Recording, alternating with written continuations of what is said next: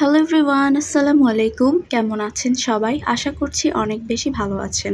প্রতিদিনের মতো আজকেও লাঞ্চের একটা থালি নিয়ে আপনাদের সামনে হাজির হয়ে গেলাম।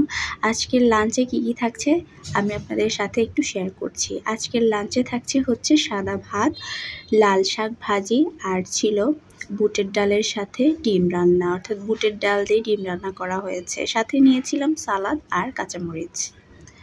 তো প্রথমে আমি লাল শাক দিয়ে খাচ্ছিলাম। এখন তো বাজারে লাল শাক দেখতেই পাওয়া যায় না, যদিও দেখতে পাওয়া যায় তাহলে দেখবেন খুব একটা বেশি লাল হয় না। ভাতের সাথে মাখালে খুব বেশি একটা লাল লাল ভাব আসে না। আগে ছোটোবেলায় যখন লাল শাক দিয়ে ভাত খেতাম তখন ভাত একদম লাল টুকটুকে হয়ে যেত, কিন্তু ইদানিং লাল শাকগুলোতে তেমন এই রকম একটা লাল ভাব আসে না। দেখেন ভাত মাখিয়েছি, খুব একটা লাল হয়নি। তারপরেও তো আমাদের খেতেই হবে, তাই না? শরীরের স্বাস্থ্যের কথা চিন্তা করে আমাদের শাকসবজি কিন্তু খেতেই হবে। তো আজকে লাল শাকটা ভাজা অনেক মজা হয়েছিল। অনেক দিন পর শাক খেলাম, তবে আমাদের উচিত প্রতিদিনের খাদ্যের তালিকায় শাক রাখা বা যে কোনো একটা সবজি রাখা। কথা বলতে বলতে আমি শাক দিয়ে অর্ধেক প্লেট ভাত খেয়ে ফেলেছি। আজকে আমার ভাত খাওয়াটা একটু বেশি হয়ে গিয়েছে, তো শাক দিয়ে প্রায় আমি অর্ধেক প্লেট ভাত খেয়ে নিয়েছি। এখন নিলাম বুটের ডাল। এরকম করে বুটের ডাল ডিম দিয়ে রান্না করলে অনেক বেশি মজা লাগে। এই খাবারটাও অনেক দিন পর খেলাম। দেখা যায় যে প্রতিদিন মাছ মাংসটাই বেশি খাওয়া হয়, ডাল খুব একটা খাওয়া হয় না। তবে আজকে খুব ডাল খেতে ইচ্ছা করছিল, তাই আমার আপু বুটের ডাল দিয়ে ডিম রান্না করেছে।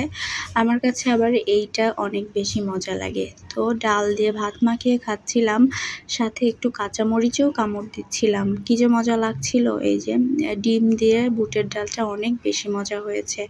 দেখেন সাথে আমি একটু শাক দিয়েও মাখিয়ে মাখিয়ে খাচ্ছি। আমি আবার একটার ভিতর আর একটা মাখিয়ে মাখিয়ে খেতে পছন্দ করি। অনেকজনই এরকম খাবার খেতে পছন্দ করেন না, তবে আমার কাছে বেশ ভালো লাগে।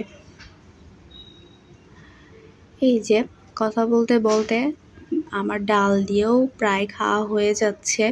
আজকে খাওয়াটা অনেক বেশি হয়ে গেছে, ভাতের পরিমাণটা অনেক বেশি দিয়ে দিয়েছে আপু। আসলে আমি এত ভাত খাই না, তারপরেও আপু জোর করে এত ভাত দিয়ে দিয়েছেন। কিছুদিন যাবৎ মুখে একদমই রুচি নেই, জন্যে আমার পছন্দের খাবার দাবারই দেখা যায় আমার আপু রান্না করে বেশি। তো এই তো আজকের দুপুরের খাবার দাবার অনেক মজাদার ছিল। আপনাদের বাসায় আজকে কি কি রান্না করা হয়েছে, কি কি দিয়ে আপনারা লাঞ্চ করেছেন, চাইলে কমেন্ট করে জানাতে পারেন।